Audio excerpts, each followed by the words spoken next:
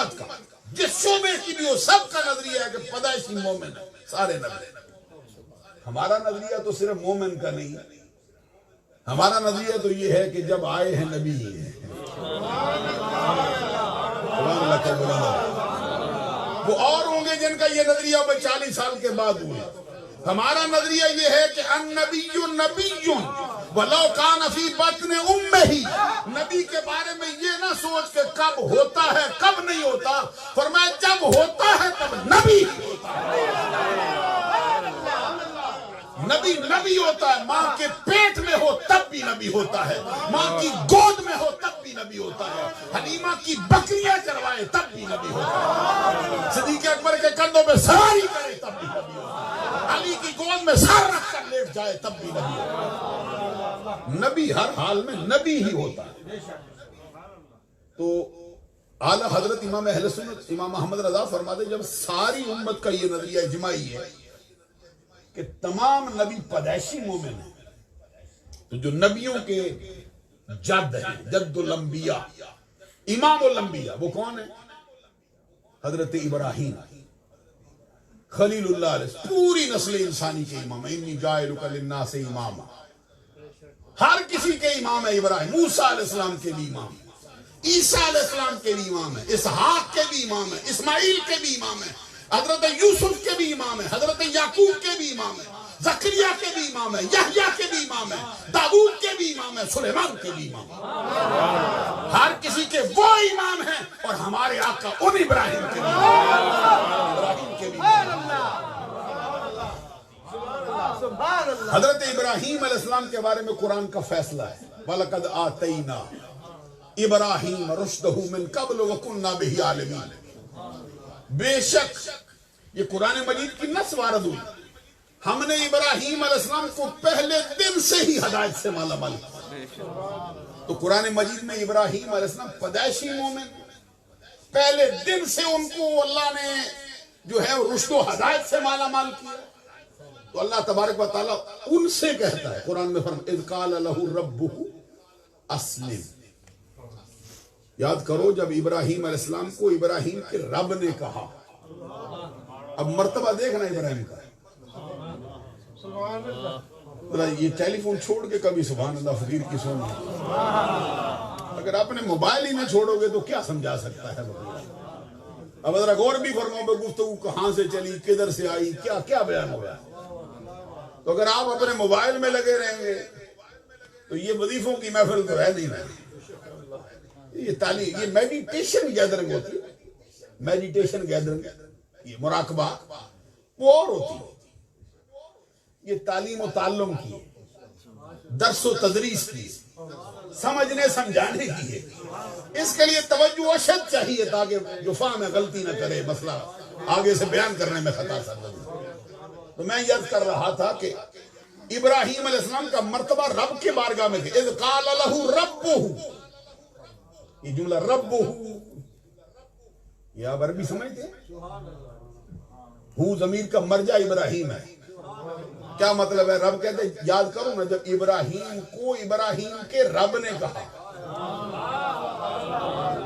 سبحان اللہ کہتے ہیں. سرکار سے فرمایا فلا وربک, محبوب تیرے رب کی قسم. یہاں رب کی قسم کی نسبت جو ہے وہ سرکار کی طرف کی, ادھر اپنے رب ہونے کی نسبت ابراہیم کی طرف کر دی ہے.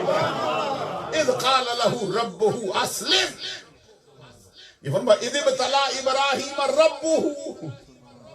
اب یہ کوئی محبت کرنے والا بندہ وہ سمجھ سکے کہ جب ابراہیم کا ذکر کرے رب یہ نہیں کہتا زمین و آسمان کا رب ہوں, یہ نہیں کہتا عرش کا رب ہوں, فرش کا رب ہوں, کعبے کا رب ہوں, فلاں کا رب نہیں.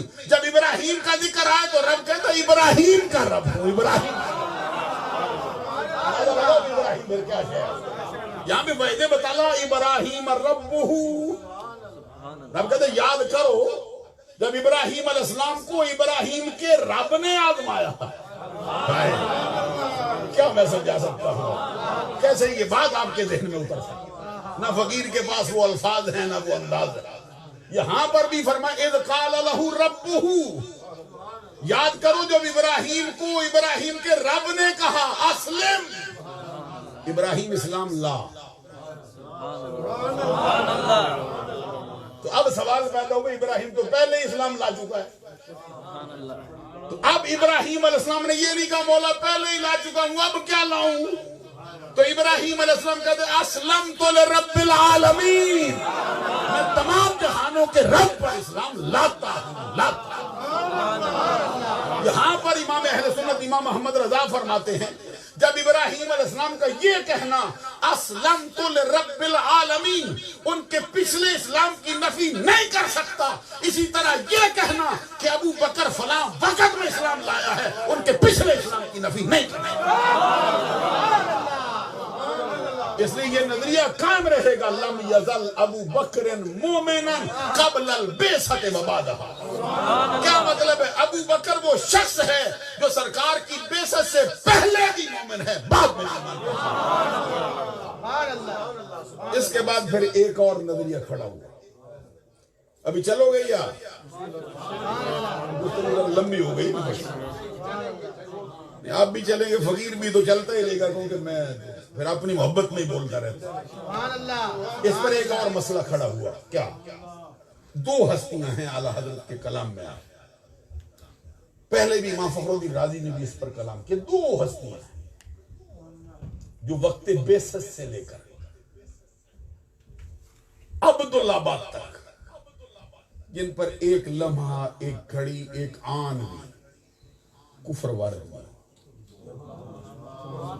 دو سرکار کی امت میں دو فرد، ان میں سے ایک حسن و حسین کا بابا، فاطمہ کے سر کا تاج، تاجدار حلتا، مراد کل کفا، سخاوت کا سمندر، شجاعت کا غضنفر، باب مدینۃ العلم، امت کا استاد، امت کے نبی کا داماد، ہم راز مصطفیٰ دم ساد مصطفیٰ، مولا علی مشکل کشا. شیر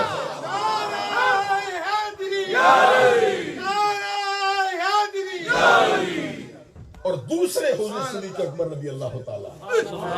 یہ دو ہستیاں اعلیٰ حضرت امام اہل سنت امام محمد رضا رحمۃ اللہ علیہ نے یہ بات برملا طور میں بیان فرمائی. وقت الست سے لے کر الست وقت کون سا ہے؟ جب عالم ارواح میں رب نے کہا نا الست بربکم، کیا بتاؤ کیا میں تمہارا رب نہیں؟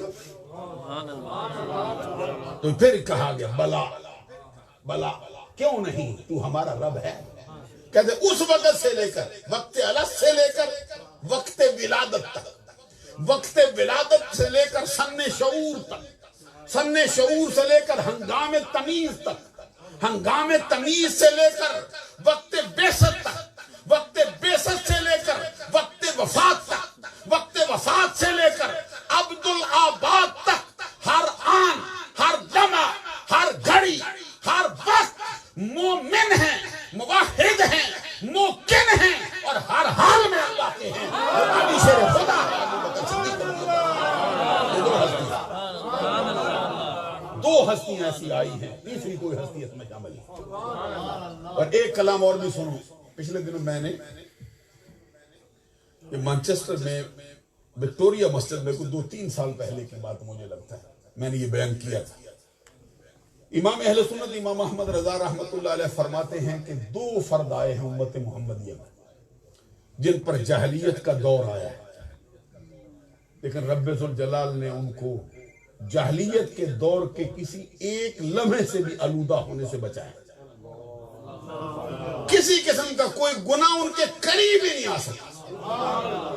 وہ 2 ہستیاں کون سی ہیں؟ ان میں سے ایک پیک کرے شرم و حیا، آئینہ جمال مصطفیٰ، حضرت عثمان غنی ذوالنورین رضی اللہ عنہ. بلند آواز سے سبحان اللہ. عثمان غنی ذوالنورین، 2 نوروں والا. لطف دیکھو نا، جو سرکار کو نور بھی نہیں مانتے، جن کا نظریہ میں بندہ نور ہو ہی نہیں سکتا، ان کی گفتگو میں بھی عثمان کو ذوالنورین کہا جاتا. میں آپ کے دل میں کیسے بات اتاروں؟ جو یہ کہتے ہیں بشر نور ہو ہی نہیں سکتا، جی ضد ہے. خود ہی اپنی تقریر میں ڈاکٹر اسرار صاحب کا اعلان، خود ہی طارق صاحب کا، جمیل صاحب کا اعلان، خود ڈاکٹر ذاکر نائک کا بھی اعلان ہے کہ یہ عثمان ذوالنورین میں نے کہا معنی بھی سمجھنا. ذوالنورین کا مطلب ہوتا ہے دو نوروں والا. تو یہ دو نوروں والے جدھر سے نور آیا ہے ادھر نور ہو ہی کوئی نہ, تو ادھر کیسے آ سکتا؟ ہمارے اعلیٰ حضرت نے قلم ہی توڑ دیا.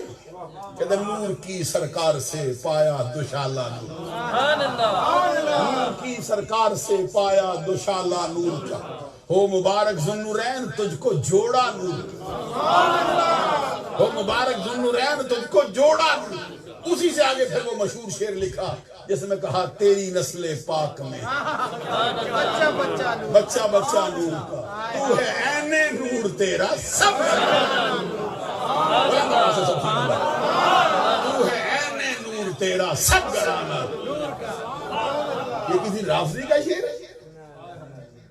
یہ کسی عقیدت بگڑے کا شعر ہے؟ یہ اہل بیت کے فردوں سے ہماری گزارش ہے. یہ کہتے رہے تمہیں سنیوں میں اہل بیت کا ذکر ہی نہیں ہوتا. میں نے کہا سنیوں کی تو کوئی مجلس ایسی نہیں جس میں اہل بیت کا تذکرہ آتا ہے, کسی نہ کسی بہانے لے آتے ہیں اہل بیت.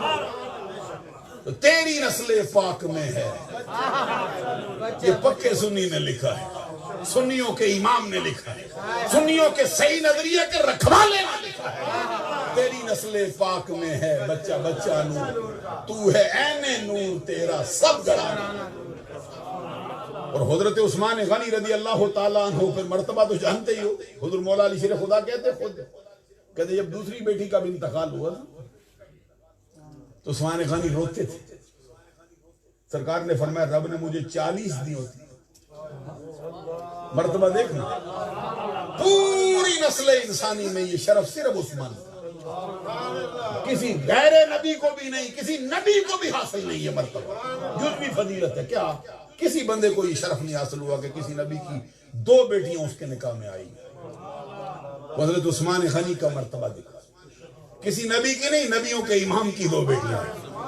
اور حضرت علی شیر خدا راوی کہتے ہیں جب دوسری کا بھی انتقال ہو گیا سرکار خود فرماتے تھے رب نے مجھے 40 دی ہوتی, میں باری باری عثمان کے نکاح مرتی جاتی میں عثمان کے نکاح میں لے جاتا. عثمان کو یہ عثمان کو حضرت عثمان غنی. میں یہ عرض کر رہا تھا وہاں پہ وکٹوریا میں مسجد میں نے کہا 2 ہیں جن کو اللہ نے ہر قسم کے گناہ کی آلودگی سے بچایا ہے. ایک عثمان غنی, دوسرے صدیق اکبر. ایک بندے نے اٹھ کے کہا جناب آپ نے حضرت علی شیر خدا کو تو چھوڑ دیا, ان کا ذکر ہی نہیں کیا. میں نے کہا عربی کی ایک مثل ہے, کہتے المعترض کالاعمی, اعتراض کرنے والا مثل اندھے کے ہوتا ہے, اس کو نظر کچھ نہیں آتا میں کیا کہہ رہا ہوں. میں نے کہا کہ ایسے افراد ہیں جن پر جاہلیت کا دور آیا, اور ہمارا نظریہ یہ ہے کہ علی وہ ہے جس پر جاہلیت کا دور آیا ہے. کیونکہ ابھی پیدا ہوئے تھے, شعور کی آنکھ کھولی تھی, شعور کی آنکھ میں جو چہرہ ان کے سامنے آیا تھا وہ ہمارے آقا میں, ان کے کان میں جو آواز پڑی تھی پہلی وہ محمد عربی کی آواز, انہوں نے باتیں سنی تھی مصطفیٰ کی, عادتیں سیکھی تھی مصطفیٰ کی, ابھی بالغ بھی نہیں ہوئے تھے کلمہ پڑھ کر محمد عربی کی غلامی. ان کو تو کعبے نے پالا ہوا ہے. کیا بات کر. اب سوال یہ پیدا ہوا, ایک نیا اعتراض آیا تھا سامنے. کیا پیدا ہوا؟ بھئی 2 ہستیاں نا, یہ وقت الس سے لے کر عبدالآباد تک ہر آن ہر لمحہ ہر گھڑی ہر مومن موحد ہیں, مومن ہیں, ممکن ہیں, یقین یہ ہیں. اب سوال یہ ہوا کہ ان دونوں کے ایمان توحیدی میں کسی پر کلام ہو سکتا ہے؟ ان دونوں کے ہاں بھی کوئی فضیلت کا معیار قائم ہو سکتا ہے؟ نہیں توجہ کیا آپ کی آنکھیں پھر گئی ہیں, مجھے سمجھ نہیں آ رہی ہے کیوں. کیونکہ بات جو میں کروں گا ذمہ داری تو میری ہوگی, آپ کی ہوگی. 2 ہستیاں ہیں, اب اس پر پھر کلام اٹھایا اللہ ہے, وہ اٹھا سکتا ہے. امام اہل سنت امام محمد رضا رحمت اللہ تعالی علیہ فرماتے ذرا دیکھنا علی کی شیر خدا کی زندگی, گھر میں ماحول کیا ملا ہے. سبحان اللہ. ابھی تو 3-4 سال کی عمر ہے, سرکار کی گود میں آ گئی. آقا کونین صلی اللہ علیہ وسلم نے خود پالا, سرکار کی نگاہوں کی تربیت ہوئی, سرکار کی باتیں سنتے تھے، عادتیں سیکھتے تھے، ہر لمحہ نشاست نصیب ہوتی تھی۔ ادھر کبھی ابو بکر کو بھی دیکھ 37 برس جاہلیت میں گزرے، 37 سال جاہلیت کا دور آیا، جس میں سے 37 سالہ دور کے اندر جدھر گزرتے تھے وہ لمحے، وہ لمحات، وہ دروازے، وہ کھڑکیاں، وہ معاشرہ، وہ ماحول ہر قدم پر گناہ پہ آمادہ کرتا تھا۔ اشارے ہوتے تھے، اس کو للچایا جاتا تھا، ماحول میں بندے ایسے ملتے تھے، یاروں سے، دوستوں سے، یہاں تک کہ باپ پکڑ کر بت خانے لے گیا تھا کہ یہ تیرا خدا ہے، سجدہ کر۔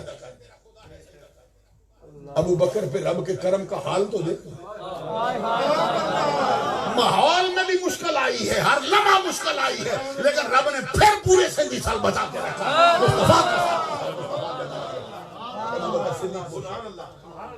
4 سال کی عمر ہے سرکار دو جہاں صلی اللہ علیہ وسلم کے سامنے ابو بکر صدیق نے یہ واقعہ بیان کیا۔ بعض کتابوں میں لکھا سرکار نے خود صدیق اکبر سے کہا تھا کہ کوئی بچپن کا واقعہ سنا تو صدیق اکبر رضی اللہ تعالیٰ عنہ کے سرکار میری عمر 4 برس، میرے باپ مجھے پکڑ کر بت خانے لے گئے۔ اب ذرا غور کرو نا، باپ کہے بیٹا نہ مانے، یہ بچوں کو والدین کی تربیت ملتی ہے۔ حضرت علی شیر خدا کو تو کعبے کے کعبے نے پالا، خود حضرت علی شیر خدا کہتے ہیں میرا مقابلہ کسی سے کیا ہوگا، میں بالغ بھی نہیں ہوا تھا ایمان لے آیا تھا، میری شان ہے، میرا مرتبہ۔ اب ذرا غور فرماؤ، صدیق اکبر رضی اللہ تعالیٰ کو والد لے گئے، بت خانے لے جا کر کہا ہاذہ آلہتک فاسجد لہا، یہ تیرا معبود ہے، اس کو سجدہ کر۔ باپ کہے بیٹے کو رب کیسے سنبھالتا؟ صدیق اکبر بارگاہ رسالت میں عرض کرتے سرکار میں بت کے سامنے آیا، اعلیٰ حضرت نے ایک جملہ لکھا، کہتے شمشیر براں کی طرح، ننگی تلوار کی طرح۔ صدیق اکبر کی محبت سینے میں رکھتے ہو تو جھوم جاؤ نا۔ کہتے شمشیر براں کی طرح بت کے سامنے آئے۔ صدیق اکبر کہتے میں نے بت کو مخاطب کیا اور میں نے کہا میں بھوکا ہوں، فَأَطْعِمْنِي، مجھے کھانا کھلا۔ صدیق اکبر کہتے سرکار جواب آنا نہیں تھا، نہیں آیا۔ پھر میں نے کہا پہلے میں نے کہا انی جائعٌ فَأَطْعِمْنِي، پھر میں نے کہا انی عارٍ فَأَكْسِنِي، میں ننگا ہوں مجھے کپڑے پہنا۔ ذرا غور کرو، میں 4 سال کی عمر میں شعور کا ہی حال ہے۔ رب ذوالجلال جو معبود ہوتا ہے اس کے یہ کام ہے۔ صدیق اکبر کہتے سرکار جواب نہیں آنا تھا، نہیں آیا۔ پھر میں نے زمین سے پتھر اٹھا تو باپ سارا منظر دیکھ رہا ہے کہ میرا بیٹا کرتا کیا ہے۔ کہتے میں نے کہا ان کنت الہا، میں تجھے پتھر مارنے لگا ہوں، اگر تجھے خدا ہونے کا دعویٰ ہے تو پھر اپنا بچا، فمنا نفسک، اپنے آپ کو بچا۔ تو کہتے جب کوئی آواز نہیں آئی پھر میں نے زور سے پتھر مار دیا، بت کے پتھر چڑھ گئے۔ جب میرے باپ نے اپنے جھوٹے معبود کی یہ درگت بنتی میرے ہاتھ سے دیکھی، میرے باپ کو غصہ آ گیا، مجھے پکڑ کے مارنا شروع کیا اور کہا کیا کیا تو نے؟ کہتے میں نے کہا وہی جو آپ دیکھ رہے ہیں۔ تو کہتے میرا باپ مجھے مارتے مارتے گھر لے آیا، میری ماں سے آگے کہا کہ دیکھ تیرے بیٹے نے اتنی عمر میں یہ کون کھلایا۔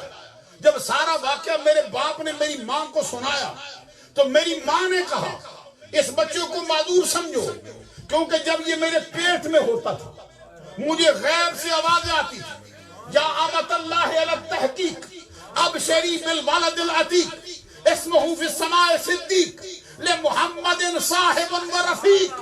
اے اللہ کی بندی تجھے مبارک ہو، تیرے پیٹ میں جو پل رہا ہے یہ دوزخ سے آزاد کر دیا گیا۔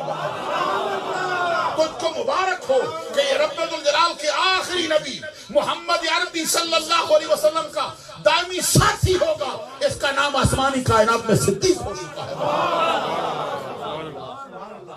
آپ کی والدہ کہتی اس کو معذور سمجھو، اس وقت میرے پیٹ میں یہ آوازیں آتی تھی مجھ کو۔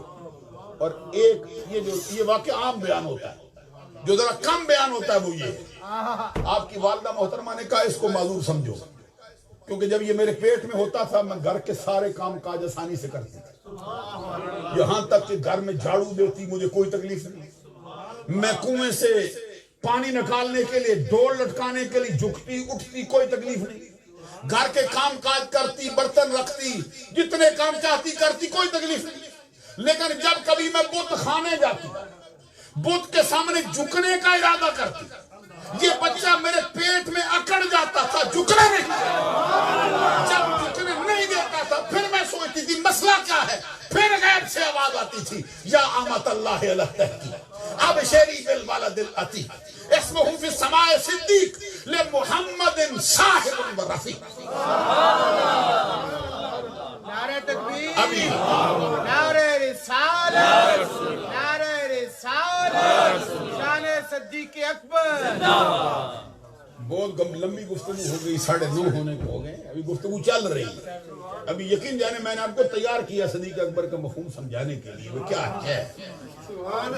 حضرت صدیق اکبر رضی اللہ تعالیٰ عنہ نے جب یہ واقعہ بیان کیا نا سرکار کے سامنے، تو سب سے پہلے جس ہستی نے اعتراض کیا وہ فاروق اعظم۔ ان کا اعتراض کوئی کسی حسد کی وجہ سے نہیں تھا، کیونکہ ان کو معلوم تھا کہ بعد میں لوگ آئیں گے، اعتراض اٹھا سکتے ہیں، آج سرکار کا دریائے رحمت بہ رہا ہے، سوال کر لو جواب آ جائے گا۔ حضرت فاروق اعظم نے کہا سرکار یہ 4 سال کی عمر میں واقعہ پیش آئے، بچے کو یاد کیسے رہ جاتا ہے، یہ کیسے یاد رہ گیا صدیق اکبر کو؟ ابھی کہہ رہے تھے نا جبریل دیا۔ سرکار نے پوچھا تو کیسے آیا ہے؟ عرض کرتے سرکار اعتراض ہو صدیق اکبر میں ادھر کیسے بیٹھ سکتا ہوں؟ سرکار نے فرمایا بتا پھر کیسے آیا ہے؟ جبریل نے کہا سادہ کا ابو بکر وہو صدیق، ابو بکر جو کہتا ہے وہ سچ ہے، اس لیے کہ وہ صدیقیت کا مرتبہ پاتا۔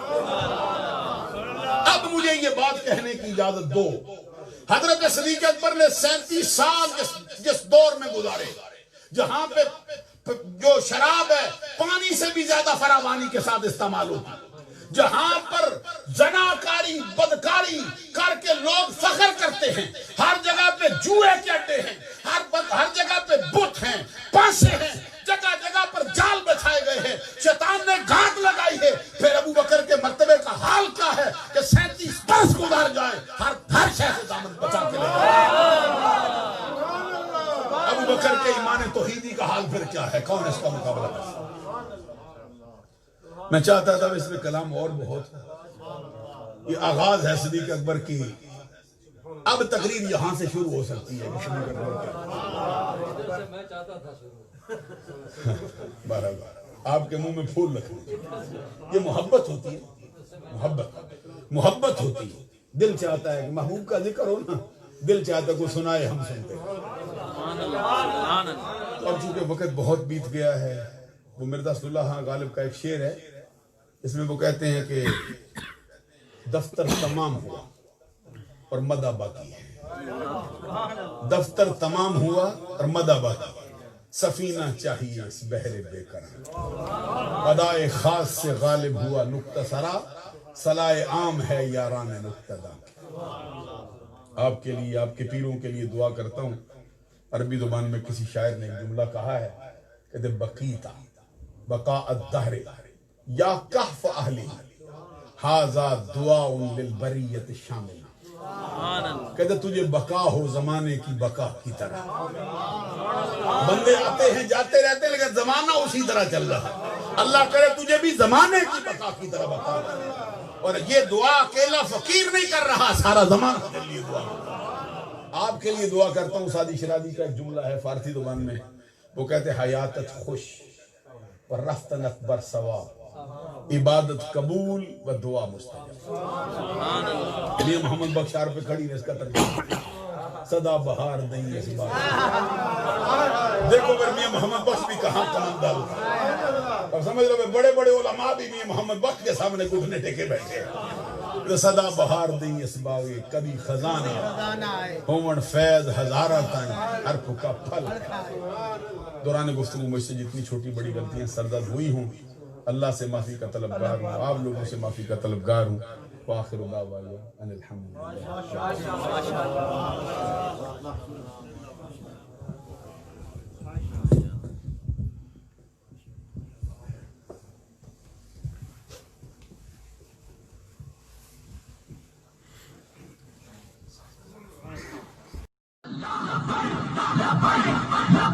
یا رسول اللہ